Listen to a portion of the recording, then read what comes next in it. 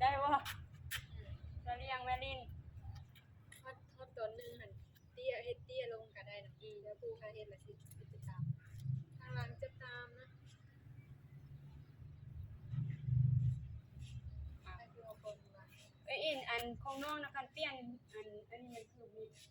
โอ้เหลือเมื่อกี้น้องยังเว้าอยู่เลยซั่นน้องได้เฮ็ดจังซี่น้องไปเข้าเสียงเมื่อกี้นี่แล้วเฮ็ดกดเสียงไว้กดเสียงเป็นรายการโปรดไว้ต่างหากถ้าเป็นฟิลเตอร์เราจะเพิ่มเสียงเอานี่กดเอาเสียงนี่เปลี่ยนเลยเปลี่ยนฟิลเตอร์แล้วก็เห็นแบบนี้ก็เพิ่มเสียงเอายังอยู่เลยดิจะอยู่เอา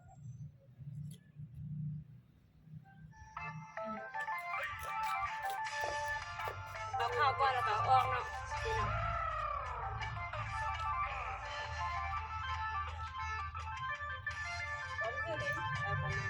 เอาลิ้นคือเสื่อมแม่เขาเลี้ยงไปตรงนี้บ่ต้องเสื่อมแน่สิเข้ามาอีกลิ้นไปไกลโพดแล้วนี่ยืนเรียนกันนี่ได้บ่เดี๋ยวไปจิพ่อแล้วก็ไปเอาลูกมา